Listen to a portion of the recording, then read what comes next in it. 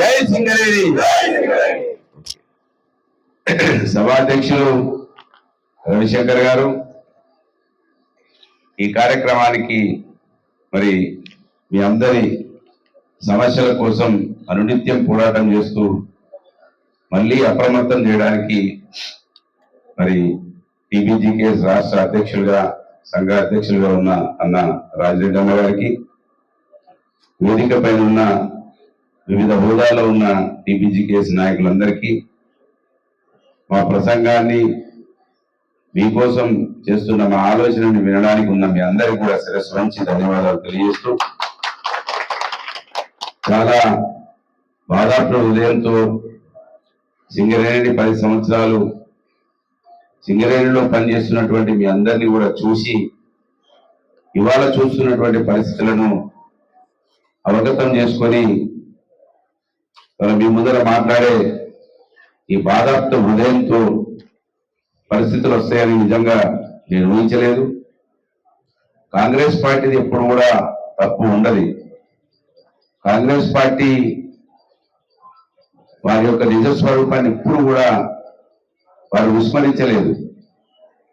ఆలోచించే మన ఆలోచనలు తప్పు జరుగుతుంది అనడానికి ఇప్పుడు దేవసీని గారు ఇచ్చారు, మేనిఫెస్టో ఇచ్చినారు. దీంట్లో ఉన్న అందరికీ మాత్రం పదవులు వచ్చినాయి. ఈ మేనిఫెస్టోలో వేసిన పాంప్లెట్లో వేసిన వ్యక్తులందరూ కూడా పదవులు వచ్చినాయి. వీళ్ళు ఒక నిజాయితీవంతుడు ఉండి మోసపోయి తొందరనే చదువుకొని జీవన్ రెడ్డి గారు ఒకరే మొన్న బయటికి వచ్చి రమ్ము వీళ్ళని భరించలేదు నాయన, ఇది పాత కాంగ్రెస్ కాదు కొత్త కాంగ్రెస్, కొత్త కాంగ్రెస్ లో ఇంకా కొత్త కాంగ్రెస్, అంటే కాంగ్రెస్ పోయి ఇందిరా కాంగ్రెస్ అయి ఇవాళ డబుల్ కాంగ్రెస్ అయింది.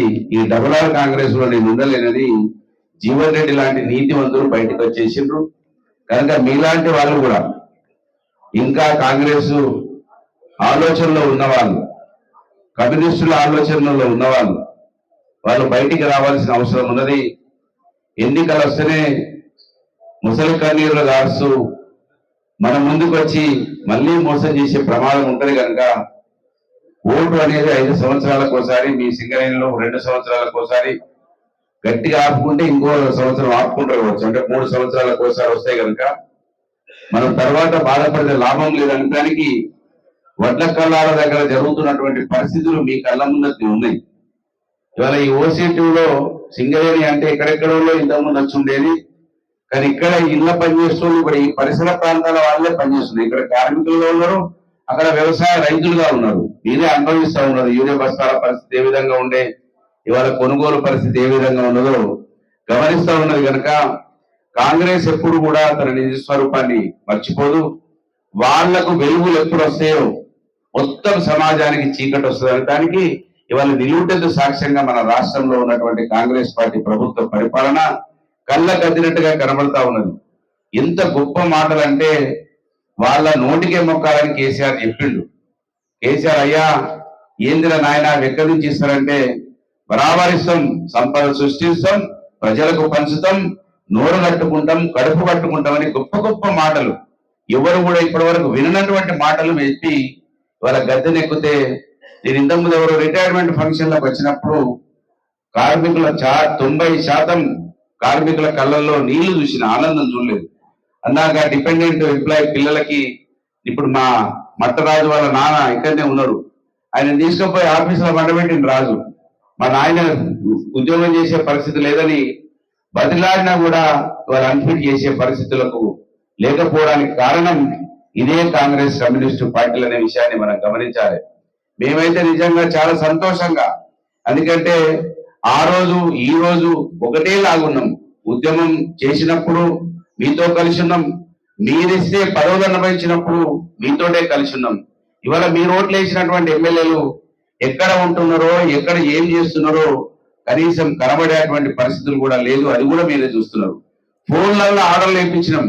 నేనైతే ఎమ్మెల్యేగా ఉన్నప్పుడు దాదాపు నాకు తెలిసి ఒక 20 మందికి అన్ఫిట్ చేయించి ఉద్యోగాలు ఇప్పించిన చరిత్ర మీ ఆశీర్వాదంతో మీకు గెలిచిన తర్వాత అది జరిగిందనే విషయాన్ని ఈ సందర్భంగా గుర్తు చేస్తూ, కనుక ఇవాళ కొండ నాలుగకు మందేస్తే ఉన్న నాలుగు వేయిందన్నట్టుగా కాంగ్రెస్ ఏఐటిసి పార్టీలు ఆ ఏఐటీసీ కూడా అక్కడ చక్కగా లేవు.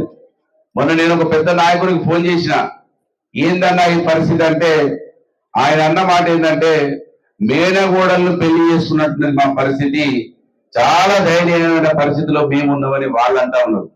కనుక ఇవాళ వాళ్ళు వీళ్ళు కలిసి ఇంత పెద్ద సంస్థను 10 సంవత్సరాలు అన్ని రంగాలలో ముందుకు పోయినటువంటి ఈ సంస్థను పూర్తిగా నిర్వీర్యం చేస్తూ ఎవరికి ఏమి పనులు చేయకుండా మరి టార్గెట్ పెట్టి, నా దగ్గరికి చాలా మంది క్లర్కులు వచ్చారు, జిఎం ఆఫీసర్లలో పనిచేసే వాళ్ళు. నిజంగా క్లర్కులను ఎప్పుడు కూడా మేము చూడలేదు, క్లర్కులను ఎప్పుడు కలవలేదు, క్లర్కులు ఎప్పుడు కూడా మా దగ్గర రాలేదు. నా ట్రాన్స్ఫర్ ఉన్నదనో నాకు ఇబ్బంది అయిందనో, నేను సింగరేణిలో 10 సంవత్సరాలు మేము అధికారంలో ఉన్నప్పుడు ఒక్క క్లర్క్ కూడా రాలేదు.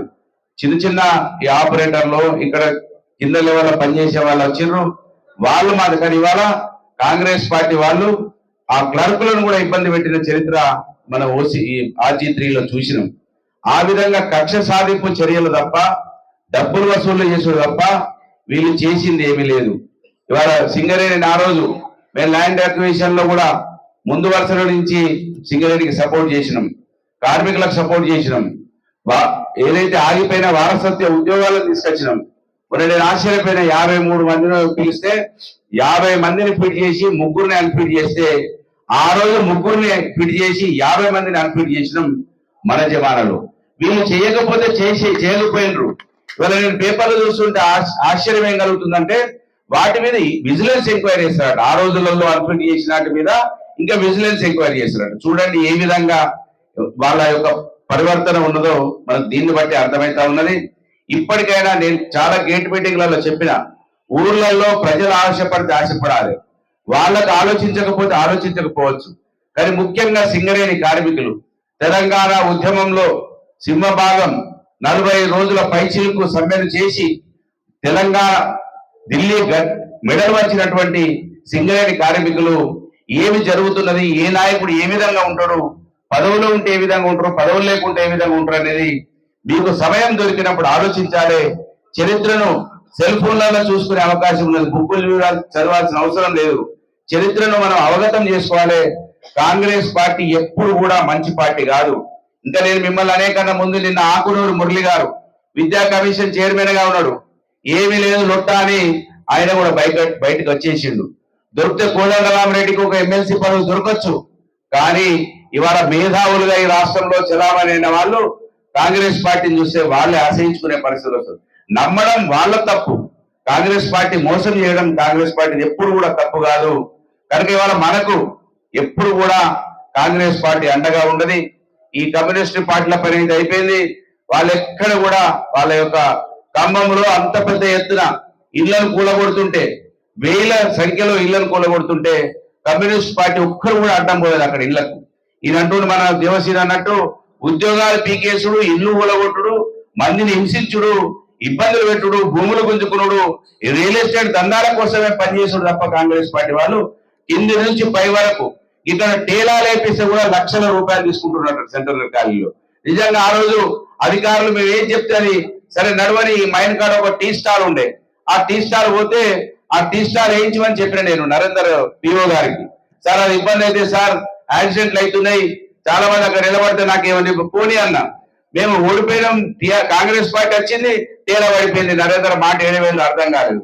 అధికారులు కూడా ఇవాళ లక్షల రూపాయలు ఏఐటీసీ కాంగ్రెస్ వారు తీసుకుంటుంటే చూస్తూ ఊరుకుంటున్నారు తప్ప వాళ్ళని నివారించే పరిస్థితులు లేవు. సింగరేణి ఆ రోజు ఉన్నటువంటి అధికారుల యొక్క నిర్ణయాలు ఈ రోజు లేవు. కనుక ఇవాళ కింది నుంచి మీది దాకా కాంగ్రెస్ పార్టీ ఎప్పుడు కూడా శ్రేయస్సు కాదు ఈ రాష్ట్రానికి, ఈ దేశానికి. కాంగ్రెస్ పార్టీ దేశం నుంచి పోవాలి, కాంగ్రెస్ పార్టీ ఉండద్దని ఆ రోజే గాంధీ గారు చెప్పిండ్రు. కాంగ్రెస్ స్వతంత్రం తెచ్చే వరకే ఉండాలి, స్వతంత్రం తెచ్చిన అయిపోయింది, కాంగ్రెస్ అనే పేరు ఉండద్దని గాంధీ చెప్పిండు. ఇవాళ అది స్పష్టంగా మనకు కనబడతా ఉన్నది. కనుక కాంగ్రెస్ పార్టీ ఎప్పుడు కూడా ఎవరిని మంచి కోరలేదు. భారత రాజ్యాంగాన్ని ఇచ్చినటువంటి బాబాసాహెబ్ అంబేద్కర్ గారి నుంచి ఇవాటి వరకు కూడా బలహీన వర్గాలను, అన్ని వర్గాలను మోసం చేసి హింసించి బాబాసాహెబ్ అంబేద్కర్ గారిని అడుగడుగులా అవమానపరిచిన కాంగ్రెస్ పార్టీ ఇవాళ వాళ్ళ వర్గాలను కూడా కేసీఆర్ గారు దళిత బంధు ఇస్తే మేము అంబేద్కర్ అభయాస్తం 12 లక్షలు ఇస్తామన్నారు. కనుక రకరకాలుగా మోసం చేసినటువంటి అన్ని వర్గాలకు పట్టిన శని, ఈ దేశానికి పట్టిన శని కాంగ్రెస్ పార్టీ అనేది మనం గమనించాలి. మా వాళ్ళు ఇచ్చేది మేనిఫెస్టో, ఇది చదివితే మనకే కళ్ళలో నీళ్ళు వస్తాయి. ఇది నిజంగానే వీళ్ళు చదివి రాసిర్రా, చదువుకోకుండా రాసిర్రా, కళ్ళు రాగి రాసిర్రా, ఏమి రాగి రాసిర్రో అర్థమైతే లేదు. కానీ అక్కడనేమో ప్రజలకు 420 హామీలు ఇచ్చిండ్రు, 6 గ్యారంటీలు ఇచ్చిండ్రు. మీకు 39 హామీలలో ఇలా చూస్తే 250 గజాల స్థలం ఇచ్చి 20 లక్షల రూపాయలు ఇచ్చినాం అన్నారు. ఇక్కడ ఏఐటీసీలో కాంగ్రెస్ వాళ్ళు ఉండొచ్చు, ఒక్కరిగా నచ్చిన 20 లక్షల రూపాయలు 250 గజాల స్థలం ఎవరికి ఇచ్చిండ్రా నిజంగా? అంటే ఎంత మోసము, ఎంత దగా. క్యాంటీన్లను బాగా చేస్తామని రాసిండ్రు. ఇలా ఒక్క క్యాంటీన్ అయినా బాగా చేసి మంచి భోజనం పెడుతున్నారా? మన పిల్లల చదువుల కోసం ఆలోచించిర్రా? మన తల్లిదండ్రుల ఆరోగ్యం గురించి ఆలోచించిర్రా? ఏవైనా ఆ రోజు కేసీఆర్ గారు పెట్టినే తప్ప కొత్తగా చేసిన ఏం లేదు. మళ్ళీ వస్తారు, ఎన్నికలు వస్తాయి కావచ్చు, మళ్ళీ వస్తారు. మాకు ఈసారి కన్ఫర్మ్ అయిపోయింది. చాలా మంది కార్మికులు అన్నా మేము సిద్ధంగా ఉన్నాం, మీరు పోరాటం చేయండి, మేము ఏ క్షణాన కూడా ఎన్నికలు వేయకుండా మీ వెంబడి వస్తామని అంటారు. చాలా మంది నేనే ఆపుతున్నా, ఆగండి కొద్ది రోజులు, వాళ్ళు మంచి చేయరు కానీ చెడు చేస్తారు. మీ యూనియన్ ఎలక్షన్ల అప్పుడు ఎట్లయితే ఆ రోజు ఐఎన్టీసీకి నేను చూసిన టీజీపీ కేసు గెలిచేటప్పుడు మన తెలంగాణ రాష్ట్రం ఇంకా ఏర్పడక ముందు కాంగ్రెస్ వాళ్ళ దగ్గర పైసలు తీసుకున్నారు, అందరూ టీఆర్ఎస్ ఓట్లు వేసారు, టీపీజీ కోసం ఓట్లు వేసారు. మళ్ళీ అదే రోజులు వస్తాయి. మీ వసూలన్నీ కూడా ఎలక్షన్లు అప్పుడు చేస్తారు కార్మికులు, వాళ్ళు ఏమాత్రం అభిషేక్ లేదు. ఖచ్చితంగా ప్రజల నిర్ణయానికి వచ్చినారు. టైం ఎప్పుడు వస్తుందా అని చూస్తా ఉన్నారు. ప్రజలు బయటకు వస్తలేరని కాంగ్రెస్ పార్టీ వాళ్ళు అన్ని మంచిగా చేసినారు అనుకుంటున్నారు.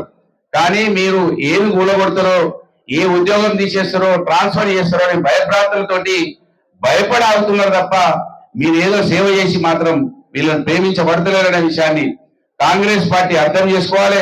ఖచ్చితంగా నేను మాత్రం స్పష్టంగా చెప్తా, మంత్రి నియోజకవర్గానికి కావచ్చు, సింగరేణి సంస్థ కావచ్చు, రక్షణ టీఆర్ఎస్ టీజీపీ కేసు మాత్రమే అనే విషయాన్ని ఈ సందర్భంగా ఘంటాపరంగా తెలియజేస్తూ, అనేక విషయాలు ఓట్లప్పుడు మాట్లాడడం, ఇప్పుడు మాట్లాడాల్సిన అవసరం లేదు. ఇవన్నీ కూడా చూద్దాం. వాళ్ళు ఇంకా 5 నెలలకా 6 నెలలకా సంవత్సరానికి ఎలక్షన్లు వస్తే ఎలక్షన్లు వచ్చినప్పుడు అడుగుదాం వాళ్ళని. ఇవన్నీ ఇవాళ మిమ్మల్ని అప్రమత్తం చేయడానికి, మరొకసారి మోసం చేయకుండా మీకు రక్షణ ఈ రాష్ట్రంలో ఈ యూనియన్ కానీ ఈ సింగరేణి కానీ ప్రజలకు కానీ టీపీజీ కేసు బీఆర్ఎస్ పార్టీలు మాత్రమే.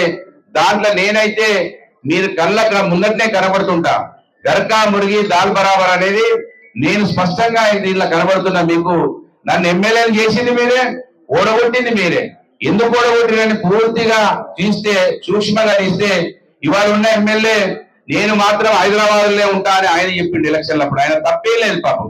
నేను మాత్రం పిచ్చి ఉన్నాగా ఇక్కడనే ఉంటా, మీ కాళ్ళ ముందరనే ఉంటా నేను చెప్పిన, నాదేం తప్పలేదు, నేను చెప్పిన.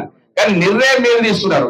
అరే చెత్తగా రోజు మాకు కనబడితే నువ్వు ఇసుకొస్తావురా నాయన, ఎప్పుడైనా హైదరాబాద్ లో ఉన్నట్టు నేనే ఉండలేస్తా, నా పిల్లలు ఎన్నే ఉండే, నా పురగాళ్ళు ఎన్నే ఉండే, నా భూమి ఎన్నే ఉండే, నా ఇల్లు ఎన్నే ఉండే. ఇదే వ్యత్యాసం తప్ప ఏ వ్యత్యాసం లేదు. మీరు కోరుకుంటే హైదరాబాద్ లో ఉంటా కానీ ఇంకోసారి మాత్రం గర్కా మురిగి దాల్ బరాబర్ అనుకుంటా చూడాలని మిమ్మల్ని విజ్ఞప్తి చేస్తున్నా. ఏది నా దగ్గరికి అసలు రాజరెడ్డి అన్న లేకపోతే మీ టీపీజీ కేసుల దగ్గర ఎక్కువ నా దగ్గరికి వచ్చారు చాలా మంది. నేను ఎప్పటికప్పుడు కలిసిన అధికారులతో మాట్లాడినా, గొడవలు పెట్టినాం, అనేక సమస్యలు మీ కూడా పరిష్కారం చేసినాం. కానీ ఎందుకు మా మీద విసిగేసినప్పుడే ఎందుకు మమ్మల్ని చిన్నవాళ్ళుగా సాలు ఎందుకు అనుకున్నారా, మరి ఎందుకు అనుకున్నారో. ఒక 3 ఓట్లు ఉన్న కుటుంబానికి 40 సంవత్సరాల అవకాశం ఇస్తే 30,000 ఓట్లు ఉన్నటువంటి కులానికి 4 సంవత్సరాల అవకాశం ఇచ్చిండ్రు. ఇది ఏం ప్రజాస్వామ్యం జరుగుతున్నదో ఇక్కడ, ప్రజాస్వామ్య విలువలు ఏ విధంగా ఇక్కడ మరి తెలుస్తున్నాయో నాకైతే అర్థం కావడం లేదు. పనిచేసే వాళ్ళు ఎవరు, సంఖ్యాబలం ఉన్న వాళ్ళు ఎవరు, ప్రజల కోసం ఆలోచించే వాళ్ళు ఎవరు అని అటు యూనియన్ పరంగా చూసుకున్నా, ఇటు పార్టీ పరంగా చూసుకున్నా 24 గంటలు ఇంతకుముందే మా దేవసేన మా రవిశంకర్ చెప్పారు, ₹1 కూడా తీసుకున్నట్టు చూపించిన. అవసరం అంటే మా పేర్లమే తీసుకున్న వాళ్ళై వాపస్ ఇచ్చిన చరిత్ర ఉంది మాకు. ఇప్పుడు క్లుప్తంగా చెప్పలేను నేను, కానీ నేను డిపెండెంట్ ఉద్యోగాలు ఇప్పించినటువంటి కొన్ని కేసులలో కొంతమంది తీసుకున్నారంటే పంచాయతీలు పెట్టి పోలీసు వాళ్ళకి చెప్పి వాపస్ ఇచ్చిన చరిత్ర ఉన్నది. మా పేరు నువ్వెట్లా తీసుకుంటావా, ఆ పలానా పని నేను ఇక్కడ మాట్లాడినా అని గుర్తు చేసుకొని చెప్పి వాపస్ ఇప్పించిన చరిత్ర కూడా నాటువంటి వానికి ఉన్నదనే విషయాన్ని ఈ సందర్భంగా గుర్తు చేస్తూ, కనుక సింగరేణి కార్మికులు మాత్రమే ఈ రాష్ట్రాన్ని రక్షించగలుగుతారు. మీరు మాత్రమే ఈ తెలంగాణను సాధించిండ్రు. రేపు ఈ తెలంగాణను మళ్ళీ ధ్వంసమైపోయింది తెలంగాణ. ఒక్క ఊర్లో ఒక్క పని కూడా ఇప్పటికి కూడా కాలేదు. పిల్లలకు నేనైతే ఆలోచించాలి. ఇంకా ఇవాళ మనకు ఉన్నటువంటి ఎమ్మెల్యే ఇండస్ట్రీ ఐటీ మినిస్టర్, ఇవాళ ఐటీ మినిస్టర్ ఇండస్ట్రీ మినిస్టర్ అంటే ఆయన చేతిలో ఉద్యోగాలు ఉంటాయి. ఒక్క పిల్లగానికి ఉద్యోగం ఇప్పించలేదు, ఒక ఐటీ చదువుకున్న పిల్లగానికి లేదు, ఒక ఇండస్ట్రీ ప్రతిపాదన లేదు. ఇక్కడ బొగ్గు ఉన్నది, అడవి ఉన్నది, నీళ్లు ఉన్నాయి, భూమి ఉన్నది, ఒక్క ఇండస్ట్రీ ప్రతిపాదన లేదు. అంటే ఉద్యోగాలు ఇప్పించేటువంటి మంత్రి ఉద్యోగం ఒక్కరికి కూడా ఇప్పలేదు. దాని మీద మీరు ఆలోచన చేయాలి.